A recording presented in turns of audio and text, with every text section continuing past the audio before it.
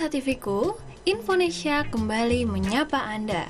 Selama 30 menit ke depan, kami akan menemani Anda dengan informasi menarik hanya di Infonesia, Infone Indonesia. Pemirsa, awet muda merupakan dambaan semua orang, khususnya kaum hawa. Rupanya, ada beberapa rahasia awet muda dan patut diterapkan dalam kehidupan sehari-hari. Boleh dibilang, cara ini merupakan rahasia awet muda secara alami tanpa menggunakan obat-obatan maupun perawatan tertentu yang kini banyak ditawarkan agar wajah tampak lebih muda. Ada banyak cara yang bisa dilakukan untuk menjaga kecantikan dan kesehatan. Dalam hal ini, perempuan Indonesia punya banyak rahasia yang membuatnya selalu sehat dan kuat, bukan hanya tampak dari luar, tetapi juga terpancar dari dalam. Kecantikan perempuan Indonesia seringkali dianggap sebagai perpaduan antara pesona luar dan dalam yang harmonis. Berbagai rahasia sehat dan kuat yang juga merupakan kekayaan warisan budaya tradisional tersebut adalah sebagai berikut seperti yang dirangkum dalam Infonesia. Yang pertama adalah jamu. Salah satu warisan budaya Indonesia yang tidak dimiliki oleh bangsa lain adalah jamu yang banyak dimanfaatkan perempuan untuk menjaga kesehatan maupun kecantikan. Beragam manfaat bisa didapatkan dari jamu, mulai dari menambah stamina, menjaga badan tetap singset, hingga mengurangi bau badan. Yang kedua adalah lulur. Wanita Indonesia punya rahasia sendiri untuk merawat kulit dan mempercantiknya. Ritual kecantikan tradisional untuk para putri raja dikenal dengan nama perawatan lulur yang memanfaatkan rempah dan bahan alami untuk mempercantik dan mencerahkan kulit. Masih berkaitan dengan keberagaman hayati, perempuan Indonesia juga mengenal lulur dari bahan alami.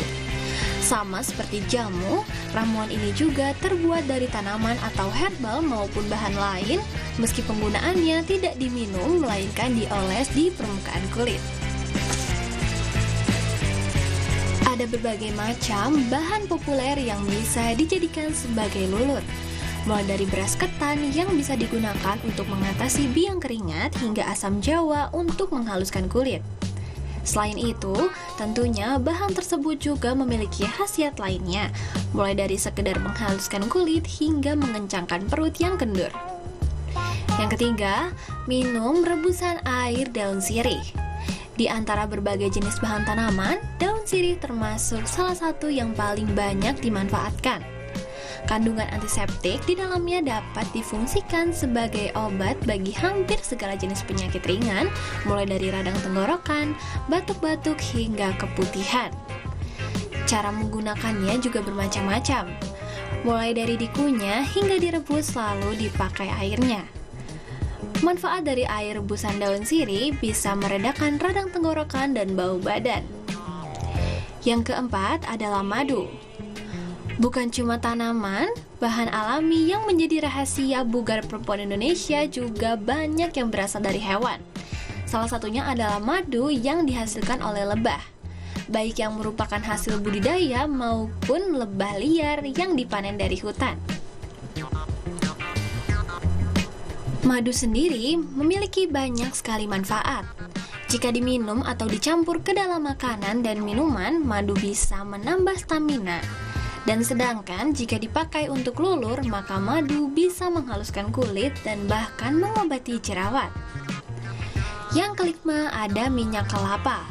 Bagi perempuan, rambut adalah mahkota yang perlu dijaga kekuatannya dan kecantikannya. Agar tidak rontok maupun memudarkan warnanya karena beruban, minyak kelapa ini memiliki semua manfaat. Beberapa di antaranya yakni mencegah tumbuhnya uban serta menjaga kekuatan akar rambut. Minyak kelapa biasanya dipakai dengan cara dioleskan di kulit kepala dan batang rambut, lalu dipijat-pijat dengan halus supaya bisa meresap.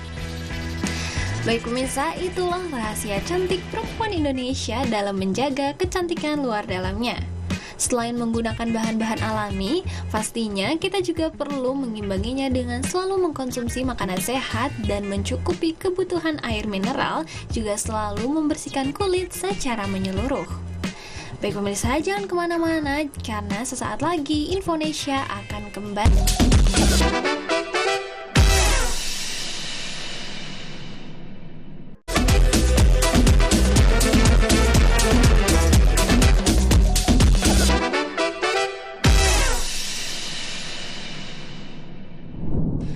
Kembali lagi di Infonesia.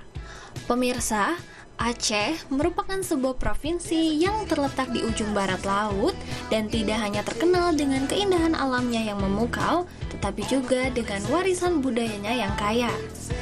Salah satu aset budaya yang paling menonjol adalah tari saman atau sebuah tarian tradisional yang sangat unik dan megah. Tari saman berasal dari suku Gayo yang merupakan salah satu suku asli dari Provinsi Aceh. Tarian ini memiliki sejarah yang panjang dan dalam dan menjadi bagian integral dari kehidupan masyarakat Gayo selama berabad-abad. Awalnya, tarian ini dipentaskan dalam acara-acara adat seperti perayaan panen, upacara keagamaan, dan perayaan-perayaan lainnya yang menghormati leluhur. Bagaimana pesan mendalam yang disampaikan menciptakan atmosfer filosofi yang menggugah hati dan pikiran penonton. Setiap kata yang diucapkan para penarinya pastinya akan menciptakan kesan spiritual. Tari saman biasanya akan dibawakan dengan jumlah penari yang cenderung banyak. Tari saman dalam esensinya merupakan lebih dari sekedar tarian tradisional. Ini adalah perwujudan nilai-nilai luhur seperti pendidikan, keagamaan, sopan santun, kepahlawanan, kekompakan, dan kebersamaan. Bagaimana gerakan dan syair yang dinyanyikan menciptakan kisah yang menyentuh jiwa dan memberikan pesan positif kepada setiap penontonnya. Tidak hanya menjadi ekspresi seni, tari saman juga menyeratkan nuansa keislaman yang kental. Bagaimana nilai-nilai kearifan lokal dan spiritualitas Indonesia tercermin melalui setiap gerakan dan melodi yang dihasilkan. Inilah yang membuat tari saman menjadi lebih dari sekedar pertunjukan seni, tetapi juga perjalanan spiritual yang mendalam bagi para penontonnya. Salah satu hal yang membuat tari saman begitu istimewa adalah teknik dan gaya penampilannya. Tarian ini menari dengan gerakan yang beragam dan cepat. Namun, yang membuat tari saman benar-benar unik adalah proses pembelajarannya. Tradisi ini turun-temurun diajarkan secara lisan dari satu generasi ke generasi berikutnya. Para penari belajar gerakan-gerakan tarian dan syair-syair melalui metode pembelajaran lisan yang disebut dengan ngapote. Ini adalah proses di mana seorang guru memimpin dan siswanya meniru gerakan dan irama yang diberikan. Metode ini tidak hanya mengajarkan keterampilan, tapi juga mendorong kebersamaan, kekompakan, dan rasa hormat terhadap tradisi.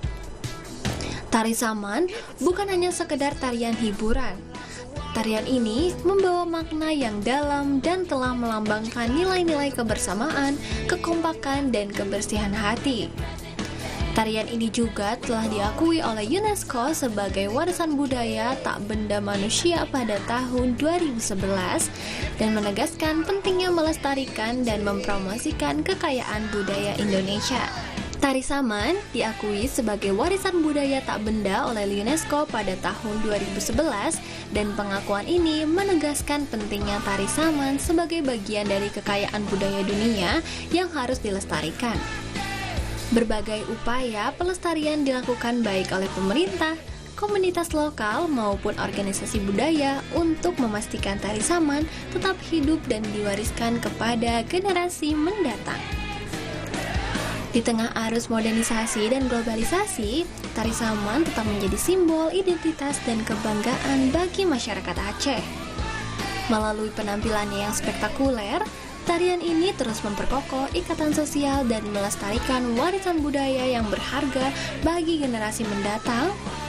Dan dengan terus mendukung dan mempromosikan seni dan budaya tradisional seperti tari saman, Indonesia tidak hanya akan merayakan kekayaan budaya sendiri, tetapi juga memperkaya keragaman budaya dunia.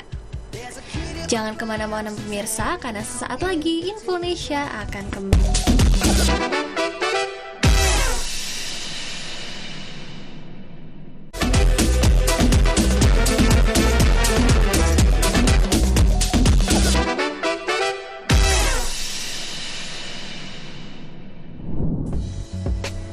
kembali lagi di Infonesia. Setiap daerah di Indonesia tentunya memiliki makanan khasnya masing-masing. Salah satu makanan unik di Jawa Timur berasal dari Kabupaten Tuban. Namanya adalah ampo, camilan tradisional dari bahan baku utamanya tanah liat.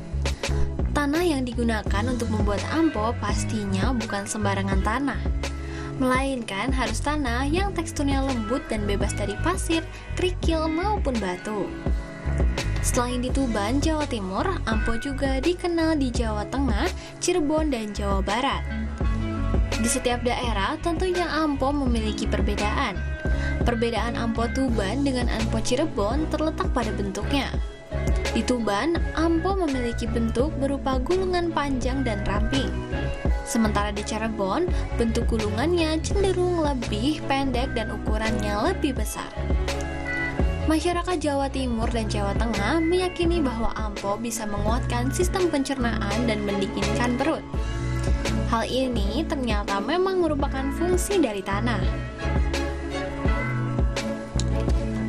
Sebagai catatan, tanah liat yang dimaksud ialah tanah liat yang bersih alias tidak terkontaminasi, misalnya oleh kotoran hewan, karena tanah yang sudah terkontaminasi kotoran hewan bisa saja mengandung telur parasit seperti cacing gelang.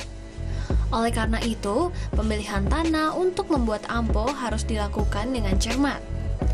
Untuk membuat ampo, hal pertama yang harus dilakukan adalah memilih tanah liat yang bersih dari kotoran maupun dari pasir dan kerikil. Setelah itu, membuat adonan dengan cara menambahkan air secukupnya sampai adonan kalis dan tidak lengket di tangan. Untuk membuat adonan berbentuk kotak, tanah liat yang ada ditambahkan air sedikit demi sedikit dan ditumbuk dengan palu dari kayu. Setelah adonan berbentuk kotak, proses berikutnya yang perlu dilakukan adalah menyerut tanah dari bagian atas dengan menggunakan bilah pisau bambu. Proses ini harus dilakukan dengan sabar karena memang tanah yang diserut harus sedikit demi sedikit. Hasil serutan yang sudah berupa ampo itu kemudian ditempatkan di wadah periuk gerabah tanah liat untuk diasapi di atas tungku berbahan bakar kayu. Proses yang diperlukan untuk mengasapi ampo sekitar 1 jam. Ampo yang terbuat dari tanah liat bersih memiliki efek membuat kondisi perut menjadi nyaman. Selain itu, tanah liat yang steril juga membantu melindungi tubuh manusia dari serangan virus dan bakteri. Tanah liat bisa mengikat hal yang berbahaya seperti mikroba, patogen, dan virus. Mengonsumsi camilan tradisional ampo bisa menjadi tameng untuk melindungi usus manusia dari serangan virus dan bakteri. Namun masalahnya, dalam proses pemilihan tanah ini masih tidak bisa dipastikan apakah tanah yang digunakan untuk membuat ampo benar-benar steril atau tidak. Apabila tanah yang digunakan sebagai bahan baku ampo ternyata terkontaminasi kotoran hewan atau manusia, kemungkinan besar akan ada telur parasit seperti cacing gelang yang hidup di dalamnya. Tanah yang terkontaminasi kotoran pastinya juga rentan menimbulkan tetanus. Selain itu, sebenarnya mengkonsumsi tanah juga bisa merusak enamel gigi, menyebabkan obstruksi usus dan penyakit lainnya. Kendati pun demikian, proses pengolahan tanah yang cukup bagus dengan cara memasak atau memanggangnya dapat mengurangi kadar resiko yang mungkin timbul. Kebiasaan memakan ampo bermula dari masyarakat Trowulan, Kabupaten Tuban. Ampo menjadi menu alternatif yang dipilih menghadapi masa-masa sulit. Ampo yang pertama kali ditemukan tidak dimasak terlebih dahulu. Ampo awalnya terbuat dari endapan lumpur dari air di tepi sungai Bengawan Solo. Endapan lumpur itu adalah tanah aluvial yang berbahan lempung. Konsumsi tanah liat seperti ampo ini tentunya tidak terlepas dari berbagai macam kontroversi. Dari perspektif kesehatan modern, konsumsi tanah liat bisa beresiko jika tanah tersebut mengandung zat berbahaya atau patogen. Oleh karena itu, penting untuk memastikan bahwa tanah liat yang digunakan benar-benar bersih dan aman. Meskipun kontroversial, ampo tetap menjadi bagian penting dari budaya dan tradisi masyarakat Tuban. Pelestarian makanan tradisional seperti ampo bukan hanya tentang mempertahankan warisan kuliner, tetapi juga tentang memahami sejarah dan budaya lokal yang kaya. Usaha pelestarian ini dapat dilakukan dengan penelitian lebih lanjut tentang keamanannya dan promosi yang tepat agar tidak hilang di telan zaman. Pemirsa, ampo adalah contoh menarik dari bagaimana manusia berinteraksi dengan lingkungan mereka dan menciptakan tradisi kuliner yang unik. Meskipun tidak umum dan mungkin kontroversial, ampo tetap menjadi bagian tak terpisahkan dari identitas budaya Tuban. Dengan memahami dan melestarikan camilan tradisional ini, kita dapat menghargai keberagaman budaya Indonesia dan kekayaan warisannya. Pemirsa, itu dia beberapa info Indonesia yang bisa kami berikan untuk Anda. Semoga informasi ini menjadi pengetahuan yang bermanfaat bagi pemirsa di rumah ya. Saksikan terus Infonesia, Infone Indonesia.